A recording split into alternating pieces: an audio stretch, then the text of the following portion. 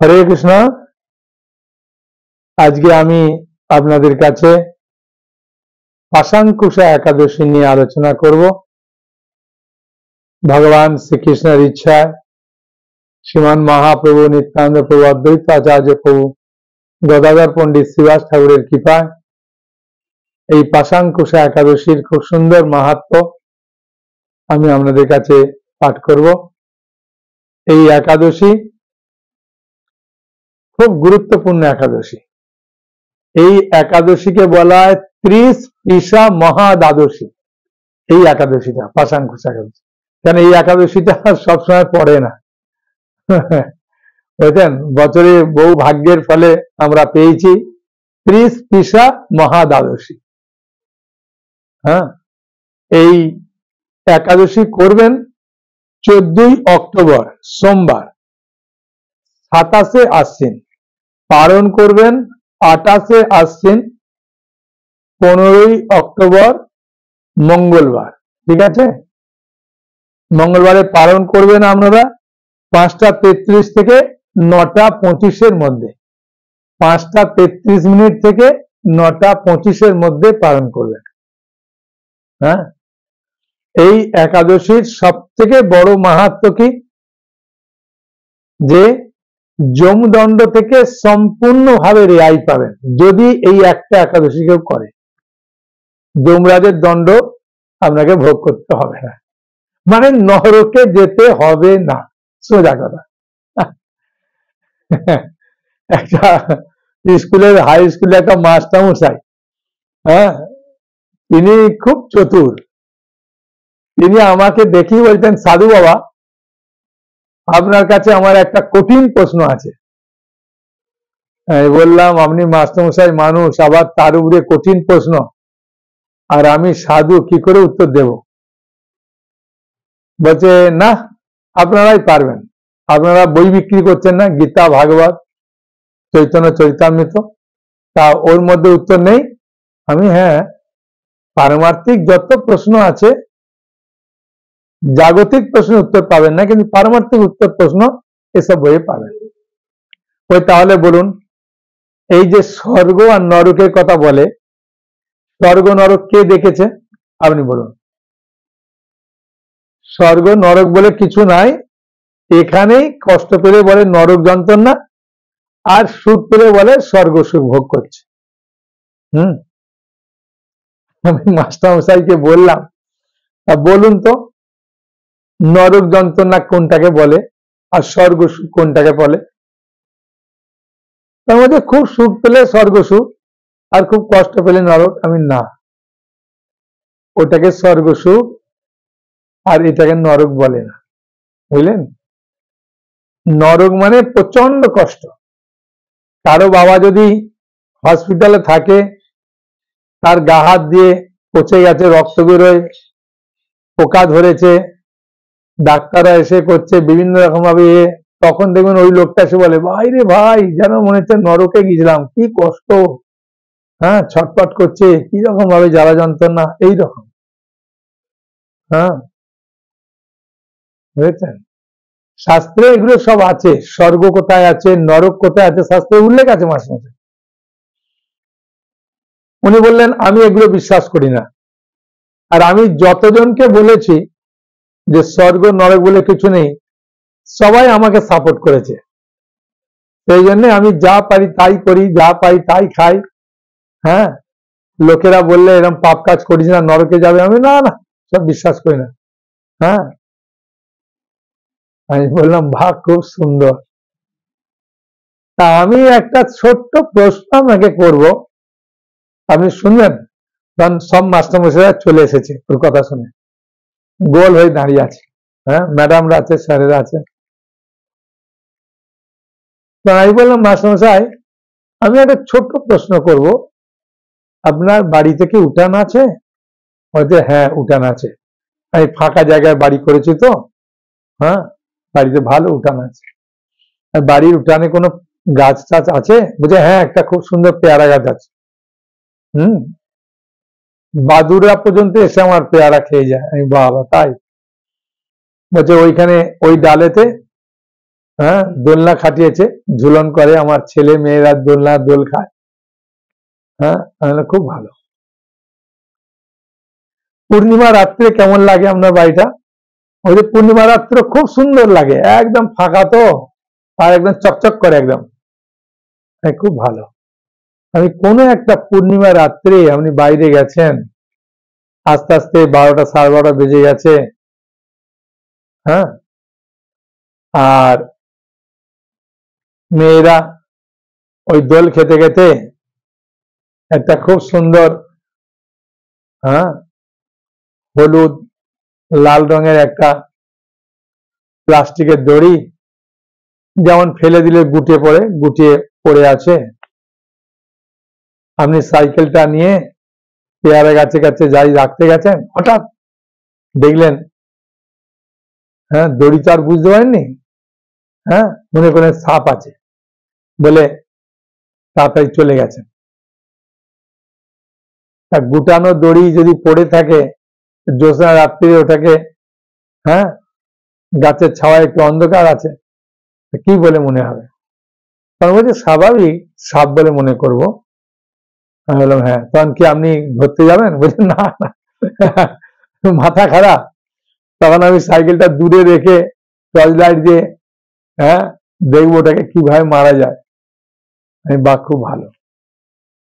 তাহলে মাস্টারমশাই, আমার ছোট্ট প্রশ্নটা হচ্ছে যে ওই যে লাল হলুদ রাঙা যে দড়িটা গুটানো পড়ে আছে, ওটাকে সাপ বলে মনে করলেন, তাই না? যে হ্যাঁ, সাপ বলেই মনে করে, আমি নয়, সবাই মনে করবে। তাহলে এখন বলুন, সাপ বলে ওটাকে কেন মনে করলেন? বাঘ সিংহ বলে তো মনে করলেন না। বলে না, সাপ এরকম জড়িয়ে মানে গুটানো অবস্থায় থাকে, তো শুয়ে যখন থাকে এরকম থাকে, সেই জন্য ওটাকে মনে হলো সাপ। আমি তাহলে একটা ছোট্ট প্রশ্ন করব, সাপ বলে কোনো বস্তু আছে বাস্তবে? যে হ্যাঁ আছে। ওই বস্তুটা কি এরকম গুটানো অবস্থায় শুয়ে থাকে কখনো কখনো? বলছে হ্যাঁ থাকে। আমি সেই জন্য আপনার সাপ বলে মনে হলো। যদি সাপ বলে কোনো বস্তু থাকে না, গুটানো অবস্থায় থাকতো না, তাহলে আমরা সাপ বলে মনে হতো? মনে হতো না।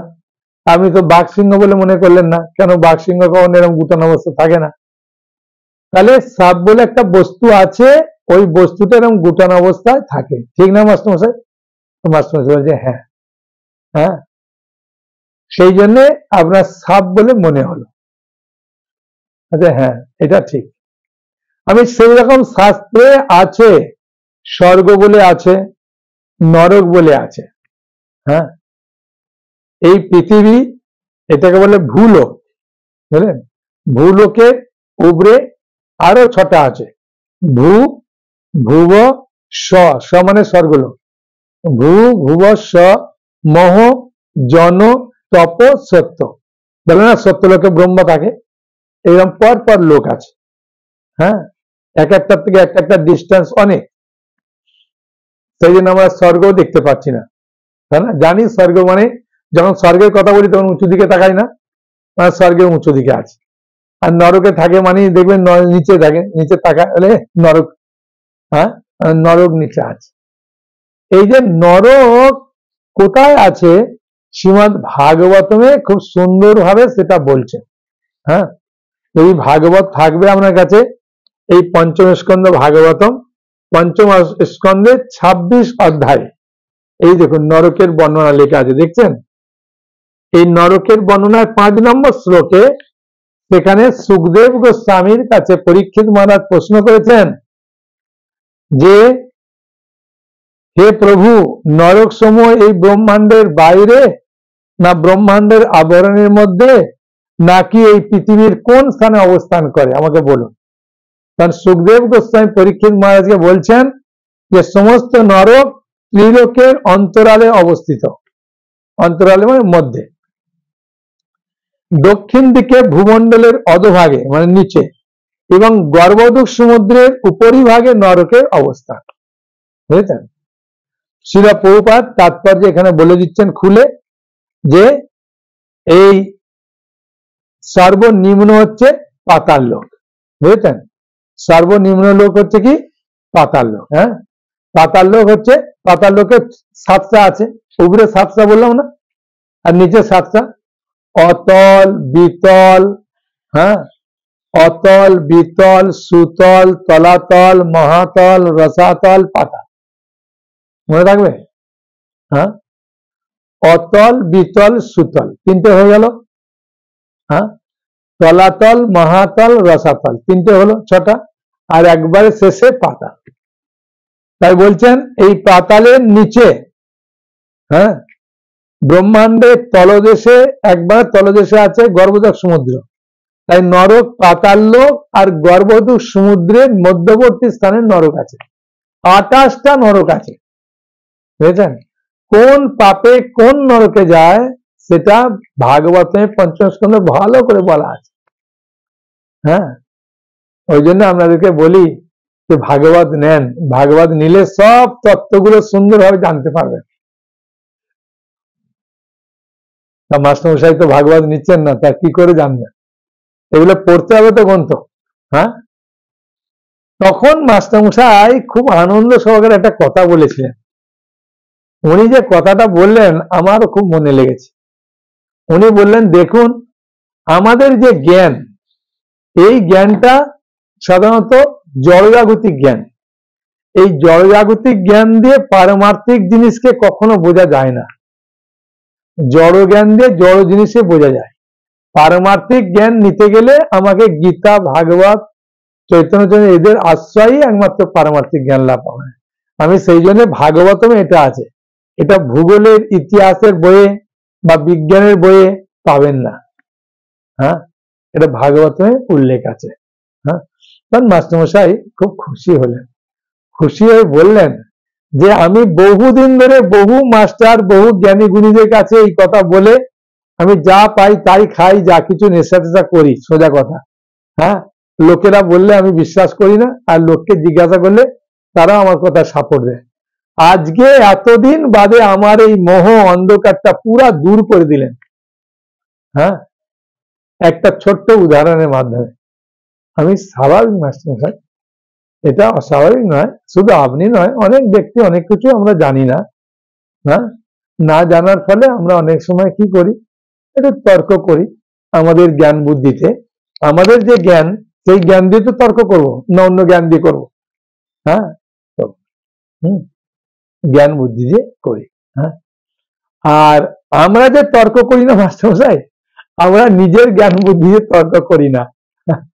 কারণ কি, মৌমাছি মধু তৈরি করে না, মৌমাছি বিভিন্ন ফুল থেকে মধু নিয়ে ঢেলে দেয় চাকে। হ্যাঁ, সেই জন্য আমাকে ভাগবত দেখিয়ে বললাম যে ভাগবতে কোথায় আছে। হ্যাঁ, তখন মাস্টারমশাই খুব খুশি হয়েছে। খুশি হয়ে উনি বললেন, তো আমি এত টাকা নিয়ে আসিনি, কিছু বই নিয়েছিলেন, অন্যান্য মাস্টাররা নিলেন। হ্যাঁ, আবার একটা মাস্টারমশাই ইনস্টলমেন্টে ভাগবত নিলেন। হ্যাঁ, অন্যান্য গ্রন্থ নিয়েছেন, অনেকে নিয়েছেন। আমি বললাম একমাত্র সাধু সঙ্গের ফলে আমাদের পারমার্থিক যে প্রশ্ন, হ্যাঁ, সেই প্রশ্নগুলোর উত্তর আমরা পাই। হ্যাঁ, আপনি যদি বলতেন যে H2SO4 সালফিউরিক অ্যাসিড প্রমাণ করে দাও, আমি সাধু পারবো না। আমি ওটাকে প্রমাণ করে দিতে পারবো না। হ্যাঁ, যে H2SO4 সালফিউরিক অ্যাসিড বলে প্রমাণ করব, আমার দ্বারা সম্ভব না। হ্যাঁ, ওটা আপনাদের পক্ষে সম্ভব। হ্যাঁ, সেই জন্য এই দেহটা যেহেতু ভগবানকে কেন্দ্র করে তৈরি, তো ভগবানের অংশ আত্মা আছে, তো সেই জন্য আত্মা তো ভগবানের অংশ। মমই বংশ জীবলোকে জীবভূত সনাতনা। সেই দেহকে কেন্দ্র করে, হ্যাঁ, যা কিছু প্রশ্ন পারমার্থিক দিকে আত্মা দেহ কেন্দ্রিক, সেগুলো শাস্ত্রে আছে, আমরা বলতে পারবো।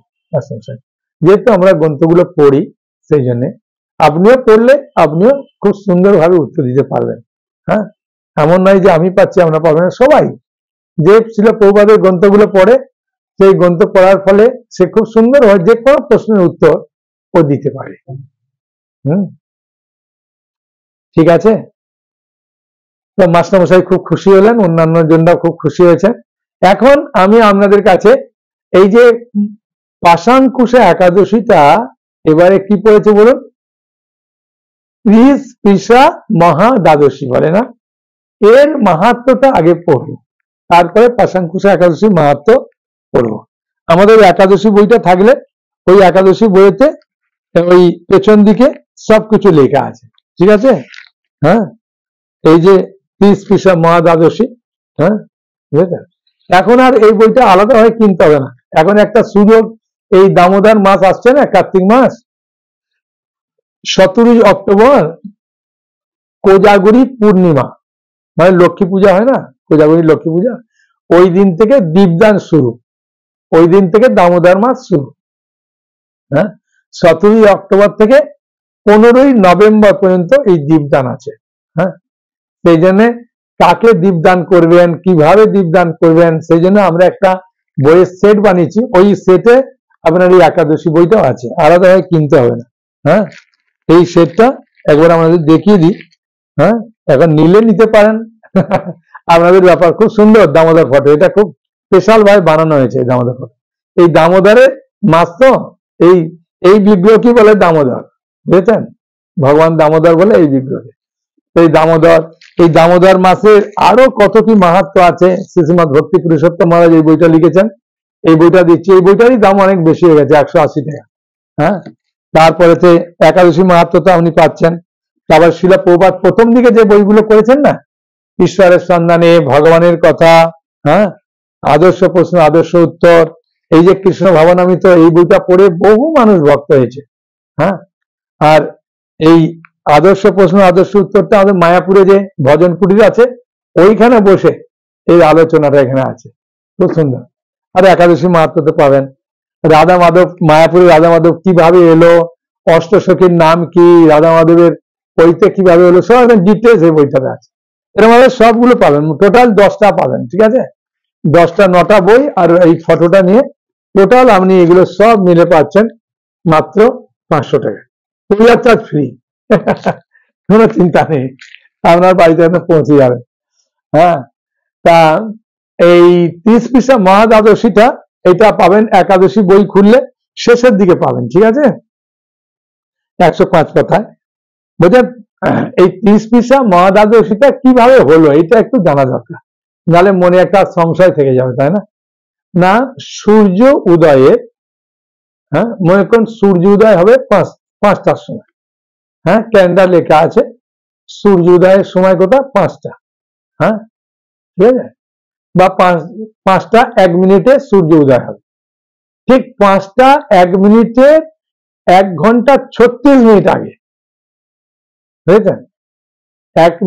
1 ঘন্টা 36 মিনিট আগে পর্যন্ত আপনার যদি দশমীর তিথিটা, হ্যাঁ একাদশী যে পড়ছে না, দশমীর তিথিটা যদি স্পর্শ করে, হ্যাঁ, তাহলে ওই একাদশীটা দশমী যুক্ত একাদশী হচ্ছে, তাই না? ওই জন্য আমরা করি না, আমরা করি তার পরের দিন দ্বাদশী। হ্যাঁ, বুঝলেন? অনেকে বলে দাদা সারাদিন তো একাদশী থাকলো না, হ্যাঁ তাহলে আমরা একাদশী করলেন। আমরা বললাম হ্যাঁ, যেহেতু দশমী স্পর্শ করেছে সেই ওই একাদশীটা করি। এখন তারপরে দ্বাদশীটা আমরা পালন করি একাদশী হিসাবে, ঠিক আছে? এখন এই দ্বাদশী তিথিটাও যদি সূর্য উদয়ের 1 ঘন্টা 36 মিনিট আগে ত্রয়োদশী পড়ে গেছে, হ্যাঁ ওকে স্পর্শ করলো, তাহলে ওইটা আমরা পালন করি দ্বাদশীর পরে ত্রয়োদশী তিথিতে পালন করি। হ্যাঁ, এইটাই এই একাদশী পড়েছে, যে 30 পৃষা মহা দ্বাদশী, মানে দশমী যুক্ত হয়েছে, একাদশী হয়েছে, হ্যাঁ দ্বাদশী আবার ত্রয়োদশী, বোঝা গেল? হ্যাঁ, তাহলে বুঝতে অসুবিধা হয়েছে?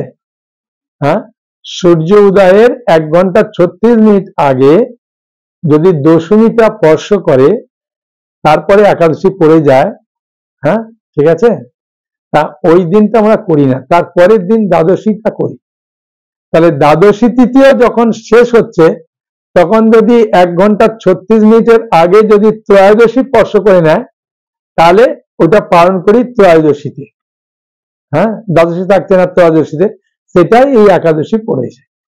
হ্যাঁ, ঠিক আছে, একাদশী, দ্বাদশী, ত্রয়োদশী তিনটে স্পর্শ করেছে বলে ত্রিস্পৃশা মহা দ্বাদশী বলে। এই ত্রিস্পৃশা মহা দ্বাদশী শ্রীহরির বিশেষ প্রিয়। হ্যাঁ, এই পুণ্য তিথিতে যদি সযত্নে কেউ পালন করে, হ্যাঁ, এবং ত্রয়োদশীর দিনে পালন করবে, হ্যাঁ, পালনের টাইমটা আমাদের বলে দিয়েছি 5:33 থেকে 9:25 মধ্যে। হ্যাঁ, কবে করবেন? মঙ্গলবার। ঠিক আছে, মঙ্গলবার করবেন। হ্যাঁ, মানে 15ই অক্টোবর। বলছেন পদ্মপুরাণে এর মাহাত্ম্য উল্লেখ আছে। ত্রিস্পৃশা মহা দ্বাদশীর মাহাত্ম্য পদ্মপুরাণে উল্লেখ আছে। শ্রী সনত কুমার বেদব্যাস সংবাদে এই ব্রতের মাহাত্ম্য বর্ণনা করা হয়েছে। সনত কুমার বললেন, সর্ব পাপ বিনাশী এই ত্রিস্পৃশা মহাব্রতে সকলেরই পালন করা উচিত। চক্রধারী ভগবান বিষ্ণু ক্ষীর সমুদ্রে শিব, ব্রহ্মা এবং আমার কাছে এই ব্রত সম্পর্কে বলেছিলেন। কে বলেছিলেন? ভগবান বিষ্ণু বলেছিলেন। চক্রধারী ভগবান বিষ্ণু বলেছিলেন ক্ষীর সমুদ্রে, কার কাছে? শিব, ব্রহ্মা এবং আমার কাছে। হ্যাঁ, বুঝেছেন, বলেছেন। জড় বিষয় অত্যন্ত আসক্ত বিষয়ে যদি এই ব্রত পালন করে তবে তারা মুক্তি লাভের যোগ্য হয়। হে মুনিবর, হ্যাঁ, বারাণসীতে বা প্রয়াগে মৃত্যু হলে বা গোমতীতে স্নান করলে মানুষের মুক্তি লাভ হয়, কিন্তু ত্রিস্পৃশা ব্রতে কেবল উপবাসের ফলে গৃহ থেকে মুক্তি লাভ হয়। হ্যাঁ, তাহলে কি সুন্দর মাহাত্ম্য। তাহলে গোমতীতে স্নান করলে মুক্তি লাভ হয়, ত্রিস্পৃশা ব্রতে কেবল উপবাসের ফলে গৃহ থেকে মুক্তি লাভ হয়। হ্যাঁ, কে কে বলছে বলুন? ক্ষীর সমুদ্রের তীরে ভগবান বিষ্ণু বলছে, শুনছে কে কে? শিব শুনছে, ব্রহ্মা শুনছে, আর সনত কুমার শুনছে। সনত কুমার মুনি বললো না, আমিও শুনছি, শুনলেন। এক সময় জাহ্নবী মানে গঙ্গা মা ভগবান মাধবের কাছে এসে বললেন, হে ঋষিকেশ, ভগবানের একটা নাম ঋষিকেশ, কলিযুগের মহাপাপী মানুষ যখন আমার জলে স্নান করবে, মানে গঙ্গা দেবী বলছে, এই পাপে আমি কলুষিত হয়ে পড়ব।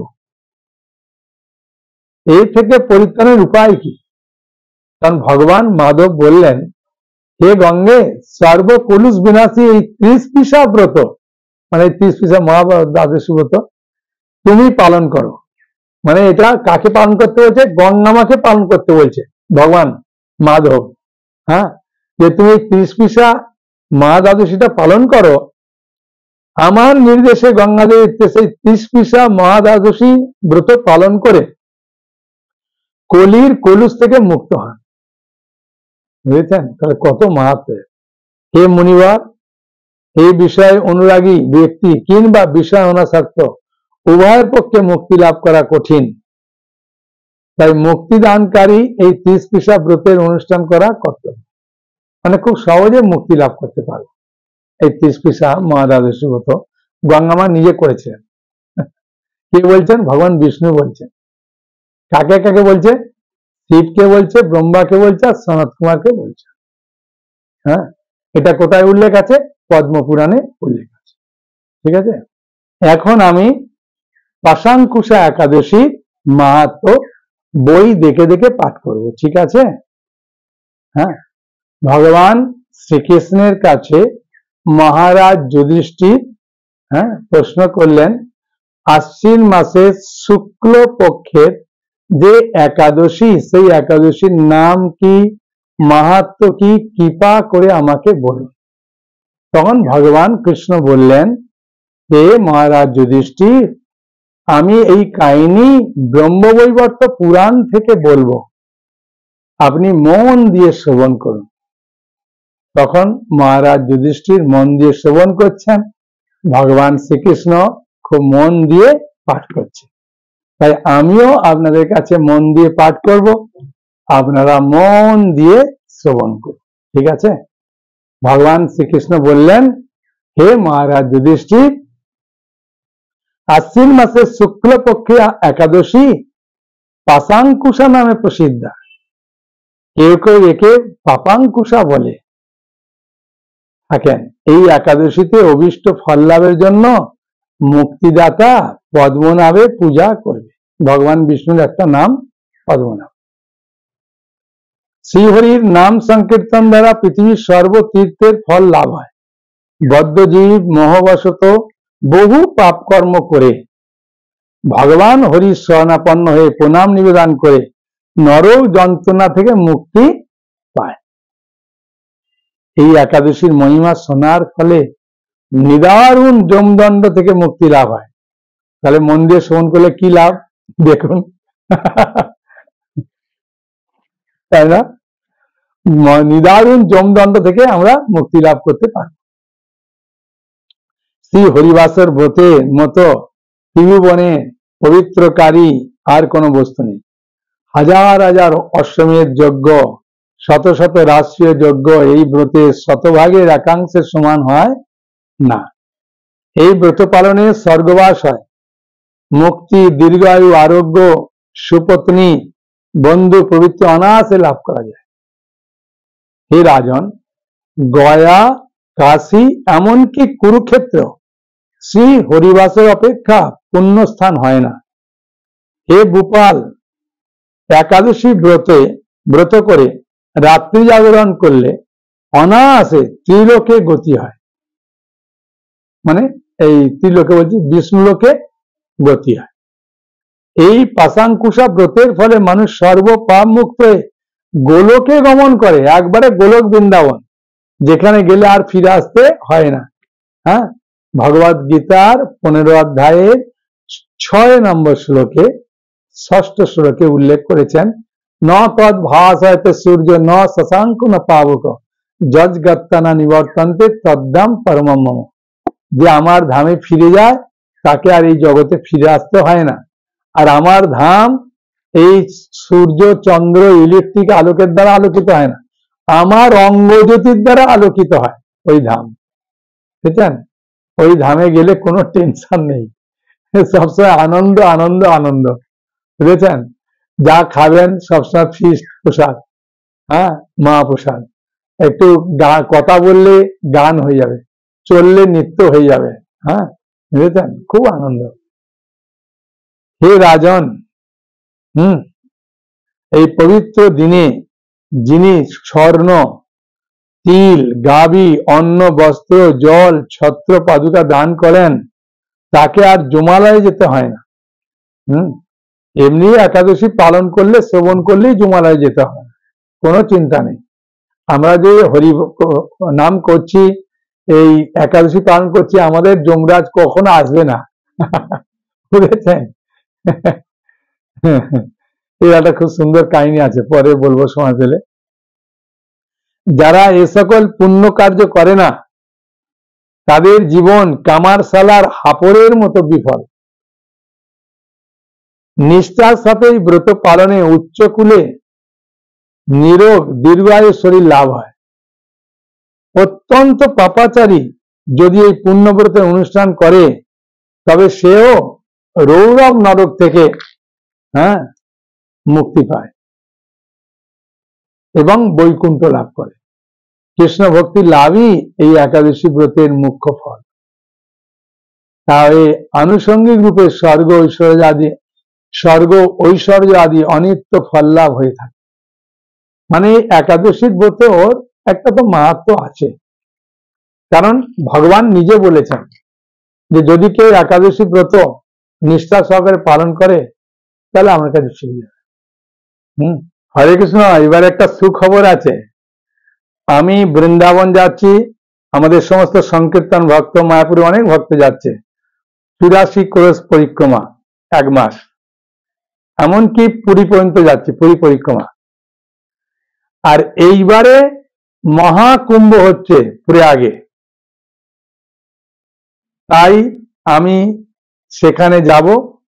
যারা যারা গীতা দান করতে চান, দক্ষিণ ভারতে যারা কাজে যান তারাও গীতা দান করতে চান, তারা যদি এখন আমাকে গীতা দান করবেন কমসে কম 5টার উপরে, তাহলে আমি তাদের জন্য বৃন্দাবনে প্রার্থনা করব, জগন্নাথের কাছে প্রার্থনা করব, আর কুম্ভে প্রার্থনা করব। এই একটা বিরাট সুযোগ। হ্যাঁ, আপনি হোয়াটসঅ্যাপে আপনার নাম, আমরা যে প্রার্থনা করছি ওটা পাঠাবার চেষ্টা করব, যদি সম্ভব হয় আপনার নাম গোত্র দিয়ে দেবেন, ঠিক আছে? এখন বলুন, কোনো প্রশ্ন আছে? বলুন বলুন আপনার কি প্রশ্ন? ও, উনি বলছেন আপনার ক্লাস তো কার্তিক মাসের মাহাত্ম্য শুনলাম, দামোদর মাসের মাহাত্ম্য, সেখানে বলছেন যদি কেউ দামোদরকে একবার দীপ দেয় তাহলে সেও নরকে যাবে না, ভগবানের কাছে ফিরে আসবে। আবার এই একাদশী ব্রততেও করলে বলছে নরকে যাবে না, ভগবানের কাছে ফিরে যাবে। তা কোনটা করব? যে কোনো একটা করবে। হ্যাঁ, এখন ব্যাপারটা হচ্ছে, দেখুন ভালো করে শুনুন, আপনি যদি বলবেন আমি কার্তিক মাসটা করব 1 মাস ভালো করে, ঠিক আছে, আর এই একাদশী ব্রত করব না, তাহলে একাদশী ব্রতে যে শস্য দানাগুলো খাবেন, যদি আপনি ভাত খাবেন, মুড়ি খাবেন, হ্যাঁ, রুটি খাবেন, অন্যান্য সবজি দিয়ে খাবেন, ডাল খাবেন, তাহলে ওর যে পাপগুলো আছে তত ওই পাপগুলো আবার জমা হবে, তাই না? সেই জন্য একাদশী ব্রতও করুন, পালন করুন, হ্যাঁ, এটা তো করতেই হবে, আর কার্তিক মাসটাও করুন। অসুবিধা কি আছে? আপনার তো কোনো কিছু ছাড়তে হচ্ছে না, বলুন, যে আমাকে অনেক ত্যাগ স্বীকার করতে হচ্ছে, অনেক কষ্ট হবে, এ হবে, তা তো নয়। মাসে মাত্র 2টো একাদশী, আর এই কার্তিক মাসটা মাত্র 1 মাস। ভগবান 1 মাস করলেন কারণ কি? বিশেষ কৃপা করার জন্য। হ্যাঁ, ঠিক আছে। এখন বলুন আপনার প্রশ্ন কি? ও উনি বললেন আপনি যে পাঠ করে বললেন পরে বলবো কাহিনীটা, হ্যাঁ, যে জুমালয়ে যেতে হবে না, ওর কাহিনীটা একটু বলুন। হ্যাঁ, ওর কাহিনীটা বলবো, শুনবেন? তবে শুনুন, এর কাহিনীটা খুব আনন্দপূর্ণ কাহিনী। একটা চোর, বুঝলেন, ওর ঠাকুর দাদা চুরি করে সংসার চালিয়েছে, ওর বাবা চুরি করে সংসার চালিয়েছে, ছেলেটাও চুরি করে সংসার চালিয়েছে। হ্যাঁ, তা হঠাৎ ঠাকুর দাদা মারা গেছে, বাবা মারা গেছে, ছেলে এখন ওর বাবার বিজনেস ধরেছে। তো এক জায়গায় মানে হরিনাম হচ্ছে, তো সেখানেতে বাড়ির লোকেরা, সব বাড়ির লোকেরাই যায়, রান্না টান্না সবকিছু করে চলে যায়। আর পুরুষ মানুষগুলো দেখবেন ওদেরকে পৌঁছে দিয়ে একটু দূরে দাঁড়ায়, ওরা দেখে তারপরে আসে। তো সেইভাবে পুরুষ মানুষটা গেছে ওখানে, তো হঠাৎ দেখছে একজন ব্যক্তি একদম বড় বড় চোখ করে তাকাচ্ছে ওদের দিকে। তখন ও চিন্তা করলো, কি রে, চোর নাকি? তারপর ভদ্রলোক চিন্তা করে তখন বলে একবার দেখে আসি বাড়িতে, বলে লাইটটা নিয়ে গেছে। ও তো জানে না আমার বাড়িতে চুরি করতে ঢুকেছে, ও লাইট মারছে। আর যাই লাইটের আলো দেখেছে, ওই চোর চাবিতালাটা ভাঙার চেষ্টা করছিল, হঠাৎ লাইটে আলো দেখে একদম লাম মেরে ছুটে পালিয়েছে। আর তখন ওই ভদ্রলোক ওকে তাড়া করেছে, আর ও এসে ওই হরিকথা হচ্ছিল তো, হরিনাম হচ্ছিল, আর হরিকথাও বলছিলেন পাঠক, ওখানে চুপ করে দাঁড়িয়ে পড়েছে।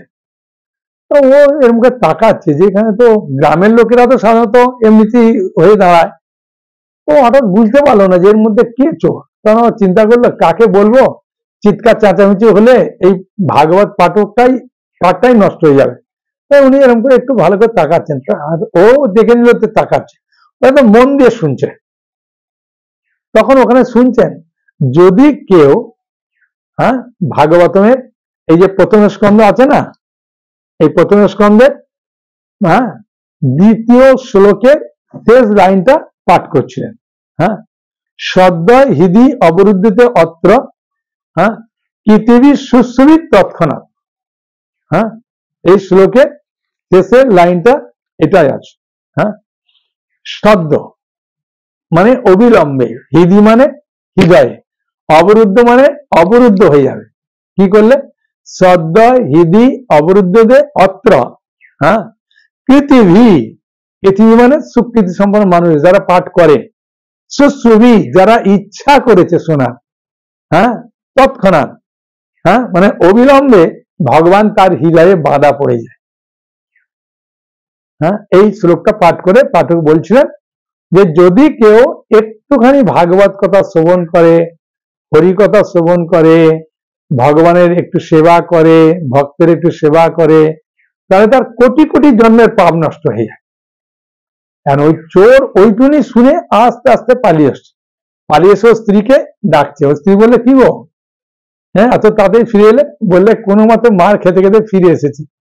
হ্যাঁ, তারপরে বলছে আমার কাপড়টা আর একটা জামা, মানে কাপড়ের সেটটা বার করে দাও, আমি কালকে ভোরে ভোরে হরিনাম শুনতে যাব। হ্যাঁ, ওখানে হরি কথা শুনতে যাব। তখন স্ত্রী বললো কি গো, তোমার তো দেখছি আকাশ পাতাল পরিবর্তন হয়ে গেল। হ্যাঁ, আমার কাঁচা ঘুমটা ভাঙালে আবার ভাঙাবে, তাই বার করে ট্যাঙ্কের উপরে রেখে দিয়েছে। ও ভোরে তাতে স্নান করে আর নতুন কাপড়, হ্যাঁ সবকিছু পরে আর একদম ছুটছে, হ্যাঁ যে যাতে ভোরে ভোরে পৌঁছায়, গিয়ে ওখানে শ্রবণ করে একটু হরিকথা শ্রবণ করব, প্রসাদ খাবো আর সেবা করব, সেবা করে ফিরে আসবো। ঠিক আছে, তাই এই চিন্তা করছে। আর চিন্তা করে উনি কি করলেন, ছুটছে। আর গ্রামের রাস্তাগুলো দেখবেন দুধারে এরম মাটি কেটে উবড়ে করে তোলে, তুলে স্নান করে যায়। আর এমনি ইট টিট ফেলে যাতে কাদা টাদা না হয়। তো এখন একটা ইট উঁচু হয়েছিল, হ্যাঁ ওই ইটটা পড়ে ও গড়িয়ে গড়িয়ে পড়ে মারা যাবে। হ্যাঁ, আর ওর পেছনে তিনজন যমদূত আসছে। আমরা শরীর দিয়ে পাপ করি, মন দিয়ে পাপ করি আর বাক্য দিয়ে পাপ করি। হ্যাঁ, কায় মনোবাক্যে পাপ করি। হ্যাঁ, তিনটে ভাবে পাপ করি। তিনজন যমদূত ছুটছে। হঠাৎ যমরাজ বাইরে বেরিয়েছে। হ্যাঁ, বেরিয়ে হা করে বড় করে হাই তুলছে। তো বলে এই কোথায় যাচ্ছিস? বললে একজন হরি কথা শোনার জন্য ছুটছে। হ্যাঁ, তাই তাকে নিয়ে এসে বিচার করে নরকে নিয়ে যাও। সেই জন্য আমরাও ধরার জন্য ছুটছি। ও পাপী, খুব চুরি করেছে, এমন কিছু ভালো কাজ করেনি, সবসময় খারাপ কাজই করেছে। বলছে কোথায় ছুটছে? বলছে ওখানে হরি কথা হচ্ছে, ওখানে ছুটছে। ওখানে গিয়ে হরি কথা শুনবে, প্রসাদ খাবে আর একটু সেবা করবে। হ্যাঁ, ভক্তদের ভগবানের সেবা করে আসবে। ও কোটি কোটি জন্মের পাপ নষ্ট হয়ে যাবে, সেই পাপে ছুটছে। বললে আরে ভাগবতমের এই যে শেষ লাইনটা শুনিয়ে নে, সদ্য হৃদি অবরুদ্ধিতে অত্র পৃথিবী সুশ্রবি তৎক্ষণাৎ। অবিলম্বে ভগবান তার হৃদয়ে বাধা পড়ে যায় কেউ যদি ভগবানের কথা শ্রবণ করার জন্য ছোটে। তখন যমরাজরা চমকে আছে। হ্যাঁ, আর যায়নি। চিন্তা করুন, ওকে নিতে এলো বিষ্ণুদূতরা। হ্যাঁ, তাই জন্য এই হরি কথা আমরা একাদশী করছি, কার্তিক ব্রত করছি, যে কোনো জিনিস করছি, হ্যাঁ তার ফলে আমরা যমদণ্ড কখনো ভোগ করবো না। যমরাজ আমাদের কাছে কখনো আসবে না। হ্যাঁ, যারা এগুলো করে না, যারা করে তাদেরকে নিন্দা করে, তাদেরকে যমরাজ নিতে আসবে। ঠিক আছে, ভাগবতমে সুন্দর সুন্দর সব প্রশ্ন উত্তর দিয়েছে। ঠিক না? হ্যাঁ, বলুন আপনার প্রশ্ন। এটা লাস্ট প্রশ্ন, বলুন আর একটু জোরে বলুন। হ্যাঁ, উনি বলছেন যে কোনো কারণে যদি কেউ মারা যায় বা কোথাও যায়, যদি একাদশী ব্রত না করি, হ্যাঁ আর প্রদীপ দেখানো যদি না হয়, হ্যাঁ কার্তিক মাসে, তাহলে কি মানে ভগবান কি বাকিটা গ্রহণ করবে না? না, ভগবানকে একদিন দিলেও ভগবান গ্রহণ করবে, সারা মাস দিলেও গ্রহণ করবে। ভগবান কোনোটাই ফেরত দেবে না আপনাকে, যেটা করবেন সেটাই গ্রহণ করবেন। তবে একাদশীতে আমরা যেখানেই যান না কেন, ওখানে একটু ফল টল খেয়ে পালন করুন। হ্যাঁ, বা একটু উপবাস থেকে যেখানে সুযোগ আছে প্রসাদের, ওখানে করবেন। আর আত্মীয় স্বজন বাড়িতে আপনি কয়েকটা পোল থেকে একটা ছোট্ট শিশিতে, হ্যাঁ, 4-5টা পোলতে কে ঘি দিয়ে, হ্যাঁ, নিয়ে যাবেন। একটা ছোট্ট একটুখানি এতে মনে করলে একটু কর্পূরও নিতে পারেন, নিয়ে যেখানে যাবেন সেখানে আপনি, ভগবান তো রাধা কৃষ্ণ সব জায়গায় আছে, তাই না? এই দামোদর না থাকে রাধা কৃষ্ণ আছে, না থাকলে এখন তো মোবাইলের যুগ না, মোবাইলেতে যদি আপনি বলে দেবেন যে টিপবেন মায়াপুর রাধা মাধব, হ্যাঁ, সঙ্গে সঙ্গে মায়াপুর রাধা মাধব বেরিয়ে যাবে। হ্যাঁ, তখন রাধা মাধবকে দেখে দেবেন। হ্যাঁ, চরণে 4 বার, নাভিতে 2 বার, মুখমণ্ডলে 3 বার, সমগ্র শরীরে 7 বার। হ্যাঁ, মোবাইল কাছে না, করতে করতে করতে 7 বার হয়ে যায়। হরে কৃষ্ণ বলতে বলতে করে দেবেন। করে বলতেটা কোনো জায়গায় একটা জায়গায় রাখবেন যেখানে মনে করুন কারো ক্ষতি না হয়। ঠিক আছে, ঠিক আছে। হরে কৃষ্ণ কৃষ্ণ কৃষ্ণ হরে হরে, হরে রাম রাম রাম হরে হরে। হরি বল, সকলে ভালো থাকুন। হরে কৃষ্ণ।